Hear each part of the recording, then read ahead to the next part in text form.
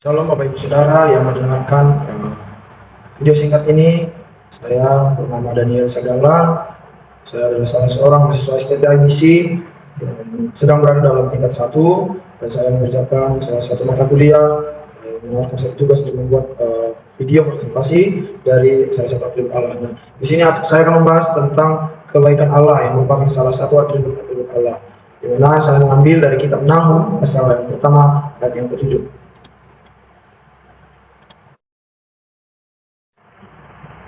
Terlanjut di bagian pendahuluan, saya menyimpulkan bahwasanya memang setiap umat manusia, saya melihat ya, pasti akan selalu mengharapkan kebaikan Allah terjadi dalam kehidupannya. Namun, tidak semua orang menyadari kebaikan Allah oleh karena suatu petunjuk yang tidak sesuai dengan hatinya, sekalipun Allah telah merencanakan suatu hal. Nah, ternyata di dalam kitab Nahum, saudara-saudara, ada suatu pesan Allah tentang kehancuran Niniwe, yaitu ibu kota kerajaan Asyur yang kejam dan bengis. Namun di balik nubuatan pengumuman ini, ada satu hal yang mengisahkan kebaikan Allah yang tak terhingga bagi umatnya. Di sini saya akan mencoba untuk mengupas ya salah satu atribut Allah tentang kebaikannya, yaitu sebagaimana yang tertulis dalam kitab Nahum yang saya ambil pada saat ini, yaitu kebaikan Allah di mana Ia membantu kita memilih Allah secara menyeluruh. Walaupun jika dilihat memang kayak seperti Allah itu seperti berada dalam dua sisi, yaitu di satu sisi Dia adalah Allah yang menghukum dan di satu sisi Dia adalah Allah yang adil. Nah, Dia juga adalah Allah yang penuh kasih yang senantiasa melindungi umatnya. Nah, di dalam kitab Nahum yang jika kita lihat di dalam slide tersebut, saya menuliskan bahwasanya kitab Nahum ini berisi nubuatan dari Nabi Nahum, yaitu dia orang Al-Kosi yang berada hidup di sekitar abad ke-7 sebelum Masehi. Di dalam kitab Nahum 1:7 ini kita akan mencoba untuk memahami apa saja itu kebaikan Allah. Walaupun memang kebaikan Allah itu tak terselami, namun kita akan coba membahas salah satu contoh kebaikan Allah yang ada di dalam kitab Nahum ini. Pada video kali ini saya akan menjelaskan meskipun Allah murka atas kerajaan Asyur, Ia akan tetap menunjukkan kasih-Nya. Dia akan tetap peduli kepada umat-umatnya, yaitu kita pada masa-masa kesulitan. Nah, kita akan masuk ke dalam definisi Allah, definisi kebaikan Allah, yaitu di mana ini adalah hal yang sangat paling mudah ya kita jumpai dalam banyaknya atribut-atribut Allah. Nah, saya sering sekali mendengarkan bahwasanya dalam suatu kesaksian dia selalu menceritakan bagaimana kebaikan Allah itu. Kita banyak sekali mencatat kebaikan Allah. Mazmur 107 ayat 1 di mana dikatakan bersyukurlah kepada Tuhan sebab Ia baik. Nah, dikatakan sebab Ia baik, bahwasanya untuk selama-lamanya kasih setianya. Hal ini memang menunjukkan bahwasanya kebaikan Allah itu memang sudah dirasakan oleh manusia sejak dahulu kala. Kebaikan Allah memang merupakan suatu konsep yang luas dan mencakup beberapa hal seperti kasih, anugerah, kesabaran, kesetiaan, belas kasihan, dan keadilan. Kebaikan Allah itu diungkapkan melalui berbagai karakteristiknya. Kita itu tahu bahwasanya Allah mengungkapkan kebaikannya kepada kita dengan meletakkan salah satu karakternya dalam situasi hidup kita. Karena Allah begitu baik, ya kita tahu Allah itu baik, misalnya Allah itu adalah Allah yang sabar. Dalam Alkitab, kesabaran tidak berarti membalas kejahatan yang dilakukan terhadap kita. Secara singkatnya begitu. Walaupun mungkin kita mempunyai hak dan kuasa untuk melakukannya. Dengan memegang salah satu karakter Allah, maka kebaikan Allah akan semakin tampak dalam kehidupan kita, karena setiap atribut Allah itu memiliki ketergantungan satu dengan yang lainnya. Jadi definisi kebaikan Allah itu saya telah menuliskannya di dalam slide tersebut, ya dimana didukung dengan gambar yang bahwasanya memang Allah itu mengasihi seluruh dunia ini dan segala isi-isinya juga Allah itu sudah mengasihi. Nah, jadi saya simpulkan bahwasanya memang kebaikan Allah itu adalah suatu ukuran, ya, suatu ukuran yang digunakan untuk mengukur hal-hal yang dapat dikatakan hal baik. Nah, dari penjelasan saya di awal tadi, saya juga menyimpulkan bahwa memang atribut Allah yang berbicara tentang kebaikannya itu adalah atribut yang paling familiar dalam kehidupan kita. Kita lanjut, kita akan membahas kitab Nahum. Mulai dari Nahum itu dalam bahasa aslinya dia itu diartikan sebagai hiburan atau penghibur. Dia artinya adalah sebuah hiburan atau penghibur. Nahum ini dialah yang tuliskan. Nahum adalah nama seorang nabi, seperti saya katakan di awal tadi. Dia adalah nabi yang sangat saleh. Dia itu mencintai tanah airnya dan sang membenci bangsa Asyur. Inilah kira-kira foto daripada orangnya. Kita bisa lihat di sini. Kitab Nahum adalah kitab yang menuliskan nubuatan seorang nabi tentang jatuh bangunnya kerajaan Assyria. Dewa-dewa Asyur. Ya, sebentar saya akan menunjukkan di sini. Yang saya ulangi adalah memang ini adalah penulis dari kitab Nahum itu adalah Nabi Nahum sendiri. Dia adalah salah seorang nabi-nabi kecil ya. Di dalam menjalankan pelayanannya, Saya akan kupas sedikit bagaimana Nabi Nahum ini. Dia itu melawan ada beberapa dewa-dewa ya. Nah, kira-kira ini ada foto dewanya. 3 dewa utama yang ada pada zaman itu.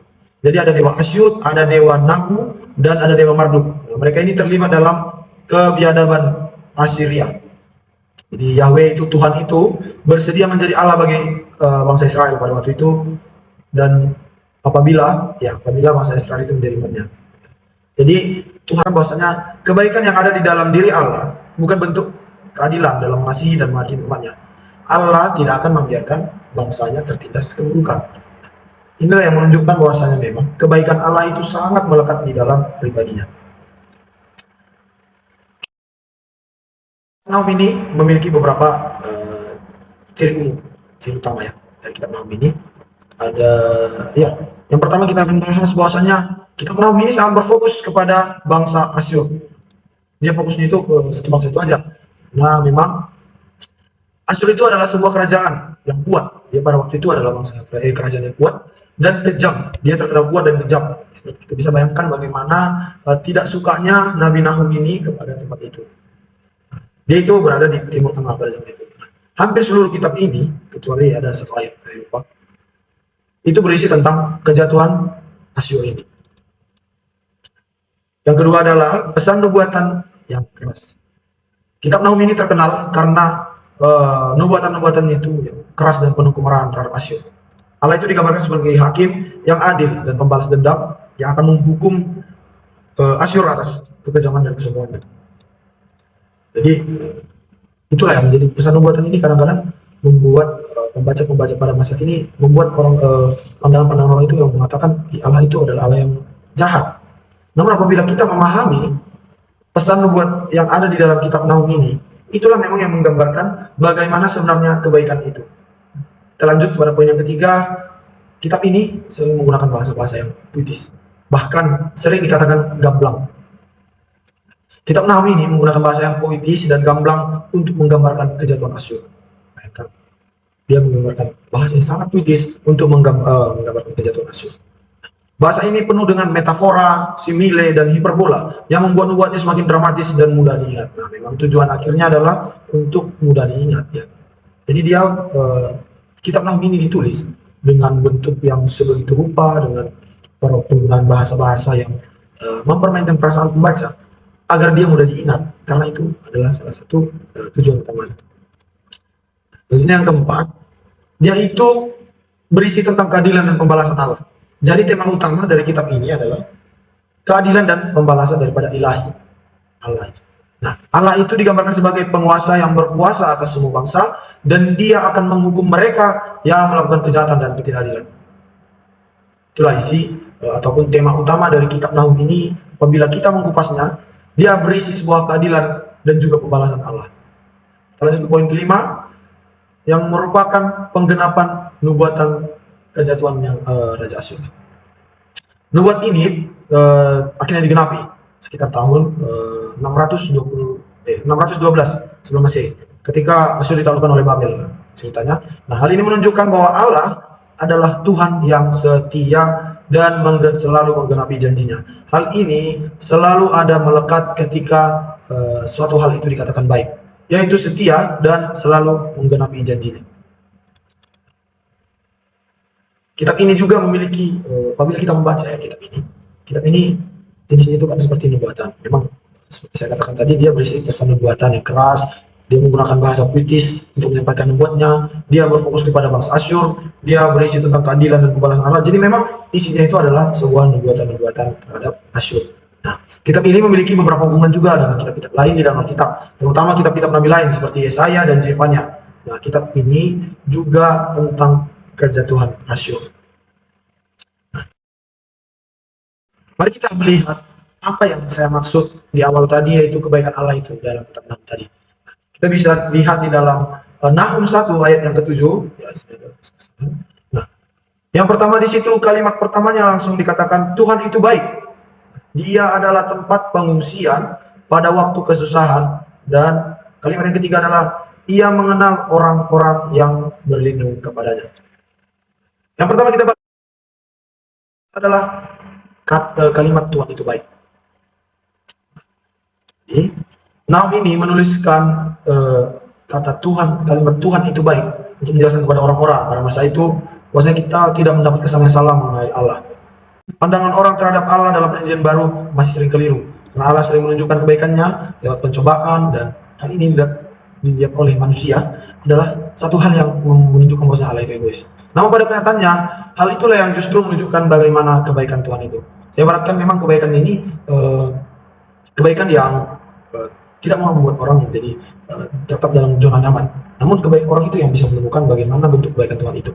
Tuhan tidak langsung menunjukkan seperti kita meminta sesuatu, tiba-tiba Allah memberikan. Bukan. Kebaikan Tuhan itu tidak didefinisikan seperti hal itu. Allah tidak pernah ada bandingnya bagi orang-orang miliknya. Pada waktu kesusahan, benteng yang pernah gagal, sebagaimana dikatakan Luther dalam Hindari Reformasinya, Allah berada dalam suatu arti menjadi Allah yang mengasihi. Yang pertama tadi adalah Allah pada dasarnya adalah pribadi yang baik.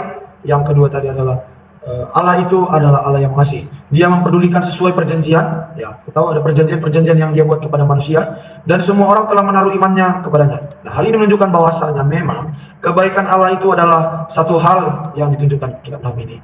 Nah, saya ambil ini dari saya dapat sumber dari Sabda Alkitab. Nah, saudara-saudara bisa membacanya lebih lagi, buka saja Sabda Alkitab. Kita lanjut. Kalimat yang kedua adalah ia adalah tempat pengungsian. Apa yang dimaksud ini? Namun Nahum itu mencatatkan suatu bentuk penyertaan dan kebaikan Tuhan kepada Israel sebagai catatan yang dituliskan setelah kitab Yunus untuk melengkapi pesan pertobatan kepada Niniwe. Nah, betul sekali ya. Hanya di dalam penyusunannya juga. Ya. Setelah itu Yunus itu dicatat sebelum kitab Nahum, karena memang untuk melengkapi pesan pertobatan. Jadi begitulah bagian daripada penyusunannya Septuaginta. Kebaikan Allah itu tidak selalu diperhatikan dengan apa yang menjadi kesukaan umatnya, namun Tuhan justru menunjukkan kebaikannya melalui kebutuhan yang justru lebih dikatakan. Nah, ini yang saya tekankan tadi di awal, bahwasanya kebaikan yang ditetapkan oleh Allah itu tidak menjadi kesukaan umatnya, namun justru menunjukkan kebaikan Allah itu justru ketika kita membutuhkan sesuatu dan Allah yang lebih mengetahui itu. Bila kita lihat dari kitab Nahum tadi, 1 ayat 7 tadi, sifat dan karakter pasukan yang melancarkan Niniwe adalah pasukan pembongkar, perusak, dan pasukan berkuda, dan kereta yang berkilat-kilat seperti api suluh atau api yang menyala. Nah, dia berpacu seperti kilat, prajuritnya berpakaian merah tua, menindas pedang menyala-nyala untuk berkilat-kilat. Laksana yang api yang makan habis palang pintu. Dalam ayat lain juga, pasukan ini disebut sebagai orang yang tidak beretika. Ya, kita bisa buka dalam ayat yang ke-15. Nah, mencatatkan suatu bentuk penyertaan dan kebaikan Tuhan pada bangsa Israel sebagai catatan yang dituliskan setelah kitab Yunus. Nah, jadi memang Nahum ini dituliskan setelah kitab Yunus. Di poin pertama ini saya jelaskan bahwasanya dia ada itu untuk melengkapi pesan pertobatan kepada orang di Niniwe. Nah, jelas kita sudah mulai terbuka apa itu yang dimaksud dengan kebaikan Tuhan. Mungkin sebelumnya pemikiran kita tentang kebaikan Tuhan itu sangat dangkal ya. Kita memikir kebaikan itu seperti kita minta sesuatu langsung diberi. Nah, kebaikan itu tidak seperti itu. Tuhan tidak akan memberikan sesuatu yang instan kepada kita. Nahum itu menggunakan motif-motif tradisional tentang kedatangan Allah. Ini kedengaran memang seperti menunjukkan bahwasanya dari suatu kedalaman hubungan dengan Tuhan. Tuhan juga mempunyai rasa yang menunjukkan keprihatinan, dia bisa menunjukkan kemarahan, dan Tuhan juga bisa menunjukkan rasa kecewa, saudara-saudara. Seperti yang dia perlukan kepada bangsa Israel, Tuhan itu menunjukkan bahwasanya dia memang mempunyai perasaan. Dia bisa kecewa, dia bisa menunjukkan rasa prihatin, dan yang paling penting, dia bisa menunjukkan kebaikannya. Lah, lanjut kita kepada kalimat yang ketiga, di mana dikatakan ia mengenal orang-orang yang berlindung kepadanya. Dalam Nahum 1 ayat 7 tadi, Allah itu adalah Allah yang mengenal orang-orang miliknya. Nah, adalah yang berarti salah satu puisinya yang maknanya sangat dalam ya. Bila kita membaca, yang dikatakan tadi dia mengenal orang-orang yang miliknya. Miliknya ini apa maksudnya? Nah, apabila ditinjau dari segi tata bahasa, mengenal dan mengetahui, mengenal itu sama dengan mengetahui identitas seseorang. Namun dalam hal ini, mengenal bukan hanya mengetahui identitas seseorang, namun lebih dalam lagi tentang karakter, hati, dan pikiran. Jadi begitulah Allah mengetahui kita, setiap kita masing-masing. Dia itu tidak mengetahui luarnya saja. Allah itu lebih mengetahui kita di dalam hati kita. Allah melihat setiap keberadaan ataupun kehidupan umatnya, baik yang dapat dilihat manusia maupun yang tidak dapat dilihat oleh manusia. Nah, kitab Nahum ini bernubuat bahwasanya, ya itu pertama, Allah itu mengenal orang-orang miliknya, yang merupakan lapisan ke dalam. Dan yang kedua, kita masuk bahwasanya kitab Nahum itu bernubuat tentang Asyur. Nah, tentang Asyur itu di mana pada masa itu Asyur akan memasuki masa kemakmurannya. Asyur itu akan memasuki masa kemurkaannya, di mana Esarhaddon dari Asyur ini telah membangun suatu kerajaan yang besar. Jadi Mesir yang jatuh itu ditaklukkan dan dijadikan sebagai kerajaan yang juga dituliskan dalam kitab Yesaya. Contohnya, Tunisia dan Siprus melalui kekuasaannya, Yehuda membaru putih setiap tahun, usaha perniagaan telah menarik kekayaan segala bangsa. Ya, ini menjadi suatu tanda-tanda di mana memang Asyur itu akan menjadi besar ya. Rupanya ia menunjukkan kepada Raja Besake yang menghasilkan agar Yehuda menyerah kepada bangsa Asyur. Nah, nubuat ini menunjukkan bahwa Allah tidak pernah meninggalkan umatnya. Dari nubuat-nubuat ini kita semakin mengetahui. Ketika dia sudah memberikan cobaan, Allah menunjukkan rasa kecewanya. Namun dia tetap memberikan satu tempat perlindungan karena dia mengenal orang-orang yang berlindung kepadanya. Ia akan selalu menunjukkan kebaikannya dan ia selalu melindungi umat-umatnya. Jadi dia yang lebih mengenal kita sebenarnya. Dari perkataan ini, dari kalimat ini kita tahu bahwasanya Tuhan Allah yang mengenal kita. Bahkan diri kita sendiri tidak akan mengetahui siapa kita sebenarnya. Nah, saya menyimpulkan ada dua hal. Yang pertama, kitab Nahum 1:7 itu diibaratkan suatu kekacauan dan kehancuran yang dibuat di tengah atas Niniwe. Apa yang dimaksud dengan hal ini? Hal ini dapat dilihat bahwasanya memang kebaikan Allah itu adalah bentuk kebaikan yang sangat tidak terbatas. Ayat ini seperti pengingat bahwa Allah bukan hanya sebagai hakim yang adil, tetapi Allah juga adalah Bapa yang penuh kasih dan pengampunan. Allah adalah tempat pengungsian yang paling tepat bagi orang yang dilanda kesusahan, dan Allah mengenal secara pribadi yang sangat intim setiap orang yang meminta perlindungan kepadanya. Nah, kebaikan Allah juga bukan hanya sebuah teori. Di kesimpulan kedua ini saya menyimpulkan kebaikan Allah itu bukan sebuah teori, Bapak saudara-saudara.